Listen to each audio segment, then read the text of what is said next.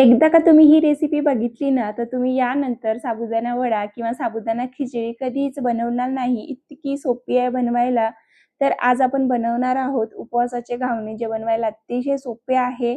कमीत कमी वेळेमध्ये फक्त 10 मिनिटामध्ये तुम्ही हे घावणे बनवून खाऊ शकता. कारण उपवास असते त्यावेळेला तुम्हाला काही बनवायची इच्छा होत नाही.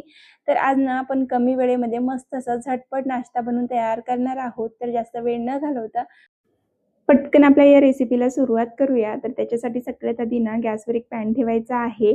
त्याच्यामध्ये आपल्याला शेंगदाणे भाजून घ्यायचे. तर सगळ्यात आधी आपण शेंगदाण्याची चटणी बनवून घेऊ, जे बनवायला फक्त 5 मिनिटं लागतात. 5 मिनिटापेक्षाही कमीच वेळ लागते.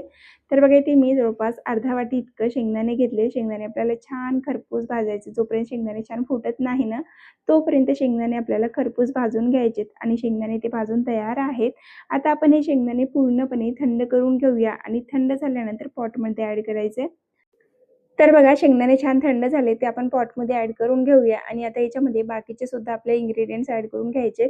तर इथे मी 2 हिरव्या मिरच्या ॲड करून घेतल्या आहेत. त्यानंतर पाववाटी इतकी कोथिंबीर ॲड केलेली आहे. तुम्ही जर कोथिंबीर उपवासाला खात नसाल तर स्किप केली तरी चालेल. त्यानंतर अर्धा चमचा चवीनुसार मीठ ॲड करायचं आहे. अर्धा चमचा इतकं जिरे ॲड करायचं आहे. 2 चमचे आपल्याला इथे दही ॲड करायचे. दही जास्त आंबट ॲड करायची नाही. छान गोडसर दही असेल तर खूप छान चटणी होते. आता हे आपल्याला मिक्सरला लावून छान बारीक वाटून घ्यायची आहे चटणी आणि इथे आपली चटणी बनवून तयार झालेली आहे. बघा किती छान एकदम बारीक स्मूथ अशी चटणी इथे मी वाटून घेतलेली आहे. चटणी तयार झालेली आहे. मी चटणीला तडका देणार नाही आहे. जर तुम्हाला तडका द्यायचा असेल तर तुम्ही तडका देऊन घेऊ शकता. इथे मी सिंपल चटणी ठेवलेली आहे. आता आपण हे एका बाउलमध्ये काढून घेऊया आणि बाजूला ठेवूया. तर बघा आपली चटणी बनवून तयार झाली आहे. आता लगेच आपण घावणे तयार करून घेऊया. त्याच्यासाठी बघा इथे मी अर्धा कप साबुदाणा घेतलेला आहे. तर हा मीडियम साईजचा साबुदाणा आहे. तुमच्याकडे बारीक, मोठा जो अवेलेबल आहे तो साबुदाणा घ्या. इथे मी मेजरमेंट कपाचं माप घेतलंय. सिंपली घरामध्ये जी वाटी आहे त्याच्याने अर्धी वाटी आपल्याला हे साबुदाणा मोजून घ्यायचा किंवा कप असेल तर कपाने अर्धा कप घ्यायचा आहे. तर बघा इथे मी अर्धा कप साबुदाणा घेतलाय. सगळ्यात आधी आपल्याला हे साबुदाणे छान भाजून घ्यायचे आहे. तर गॅसवर पॅन ठेवलाय. त्याच्यामध्ये आपल्याला साबुदाणा ॲड करायचा आहे. 2-3 मिनिटांसाठी मीडियम गॅसवर छान खरपूस भाजून घ्यायचं आहे. भाजून घेतल्याने याची पावडर खूप छान होते. त्याच्यासाठी कधीही साबुदाणा आपल्याला भाजूनच वापरायचा आहे. तर बघा आपला साबुदाणा इथे छान भाजलेला आहे. गॅस बंद करून घेऊया आणि आता हा साबुदाणा आपल्याला एका प्लेटमध्ये काढून पूर्णपणे थंड करून घ्यायचं आहे. थंड झाल्यानंतरच आपल्याला याची पावडर तयार करून घ्यायची आहे. साबुदाणा आपला भाजून तयार आहे, प्लेटमध्ये काढलेलं आहे. आता लगेच त्याच पॅनमध्ये आपल्याला भगर भाजून घ्यायचं. तर बघा इथे मी त्याच कपाने 1 कप इतकं भगर घेतलेलं आहे. हा ना उपवासाचा तांदूळ आहे. तर बघा एका प्लेटमध्ये सगळ्यात आधी आपण साफ करून घेऊया, कारण मी डायरेक्ट पॉकेटमधून घेतलेला आहे. आपण याच्यावर काही कचरा, खडे वगैरे मिळतात का ते आपण साफ करून घेऊया. कारण काही गोष्टी आपण मार्केटमधले जे आणतो ना त्याच्यामध्ये काही ना काही असते, त्यामुळे कधीही साफ करूनच आपल्याला वापरायचं आहे. तर बघा इथे मी छान साफ करून घेतलेले भगर. आता ना आपल्याला हे सुद्धा छान भाजून घ्यायचं. एखादी कपडा घ्या, कपड्याने छान असं चोळून पुसून घ्या. इथे मी हातानेच व्यवस्थित चोळून घेतलेला आहे. याला पावडर वगैरे लावलेलं असतं, त्यासाठी शक्यतो कपड्याने किंवा हाताने छान पुसून घ्यायचं आणि त्यानंतर भाजायला घ्यायचं आहे. तर बघा इथे मी पॅन ठेवलेलं आहे गॅसवर. त्याच्यामध्ये आपल्याला हे भगर ॲड करायचं आहे. भगर पण आपल्याला 2-3 मिनिटांसाठी छान खरपूस भाजून घ्यायची मीडियम गॅसवर.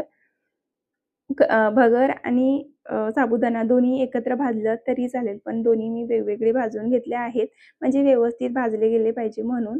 कारण साबुदाण्याला भाजायला थोडंसं जास्त वेळ लागतो आणि भगर कमी वेळेत भाजतो. त्यासाठी इथे मी दोन्ही वेगवेगळे भाजून घेतलेत. हवं तर तुम्ही एकत्रही भाजून घेऊ शकता. तर बघा इथे आपली भगरसुद्धा भाजून तयार आहे. आता ते सुद्धा आपण ज्या प्लेटमध्ये साबुदाणा काढून घेतलाय त्याच्यामध्येच काढून घेऊया आणि आता हे दोन्ही पूर्णपणे गार करायचं. त्यानंतर आपण याची पावडर तयार करून घेऊया. थंड झाल्यानंतर छान कुरकुरीत होते आणि त्यानंतर व्यवस्थित याची पावडर सुद्धा बनवून तयार होते. त्यासाठी बघा इथे मी पूर्ण थंड करून घेतलेला आहे. आता घेतलाय पॉट, त्याच्यामध्ये आपल्याला हे सगळे साबुदाणा आणि भगर थंड झाल्यानंतर ॲड करायचं आहे. तर बघा इथे मी पूर्ण ॲड करून घेतलंय. आता मिक्सरला लावून एकदम बारीक रवाळ पावडर तयार करायची. जसा रवा असतो की नाही तशी पावडर, त्याच्यापेक्षा बारीक होत असेल ना त्याच्यापेक्षा बारीक सुद्धा वाटून घेतली तरी चालेल, पण आपल्याला एकदम बारीकच वाटायचं याचं पावडर. तर बघा इथे मी छान असं एकदा वाटून घेतलंय. आता याच्यामध्ये बाकीचे इन्ग्रेडियंट्स ॲड करू. एकदम सोपी रेसिपी आहे. त्यानंतर बघा इथे मी वाटून घेतल्यानंतर पाववाटी इतकी दही ॲड केलेली आहे. त्यानंतर ज्या कपाने भगर मोजून घेतलं ना त्याच कपाने 2 कप इतकं पाणी ॲड केलेलं आहे. आता आपल्याला याच्यामध्ये ना अर्धा चमचा इतकं चवीपुरतं मीठ ॲड करायचं आहे. हे सगळं छान चमचने एकदा ढवळून घ्यायचं, म्हणजे याच्यातलं पाणी बाहेर उडणार नाही त्याच्यासाठी. तर बघा इथे मी व्यवस्थित सगळं ढवळून घेतलेलं आहे. आता परत एकदा आपल्याला मिक्सरला लावायचं आहे. जोपर्यंत एकदम स्मूथ टेक्स्चर होत नाही, तोपर्यंत मिक्सरला लावून आपल्याला हे बारीक करून घ्यायचं आहे. आणि इथे बघा आपला बॅटर बनवून तयार झालेला आहे. एकदम स्मूथ बॅटर मी तयार करून घेतलेलं आहे. बॅटर जेवढा छान स्मूथ राहते ना, तेवढेच छान घावणे होतात आपले. तर आपला बॅटर इथे तयार झालेलं आहे घावण्याचं. तर आपण एका वाट्यामध्ये काढून घेऊया. तर बघा इथे मी एक बाउल घेतलेले आहे आणि त्याच्यामध्ये पूर्ण बॅटर काढून घेतलेलं आहे. त्याच्यामध्ये थोडंसं पॉटमध्ये ना थोडंसं पाणी ॲड करून ते सुद्धा मी इथे ॲड करून घेतलेलं आहे. आता एकदा आपण छान ढवळून घेऊया. मीठ मी आधीच ॲड करून घेतलेलं आहे. मी इथे उपवासाचंच मीठ ॲड केलेलं आहे. हे सगळं आपल्याला 2-3 मिनिटांसाठी एकाच डायरेक्शनमध्ये ढवळून घ्यायचं आहे आणि आता लगेच आपल्याला घावणे करायला घ्यायचं. खूप जास्त वेळ ठेवायची गरज नाहीये, लगेच करायला घ्यायचं. यामध्ये मी कोणतंही बेकिंग पावडर किंवा इनो काहीच वापरलेलं नाहीये. तरी पण खूप छान असे जाळीदार घावणे आपले बनून तयार होतात. तर सगळ्यात आधी ना गॅसवर आपल्याला एक पॅन ठेवायचा आहे. पॅन छान गरम करायचं, तेल आधी लावायचं नाही. त्यानंतर 2 ते 3 चम्मच इतकं आपल्याला बॅटर ॲड करायचं आहे. थोडंसं हलकंसं पसरवायचं, खूप जास्त नाही. त्यानंतर थोडीशी वरून बारीक चिरलेली कोथिंबीर ॲड करायची आहे.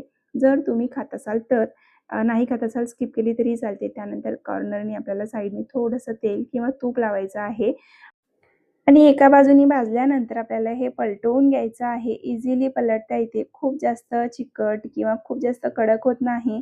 एकदम सॉफ्ट मुलायम बनून तयार होते. तर बघा इथे मी एका साईडनी शिजल्यानंतर पलटवून घेतलेलं आहे.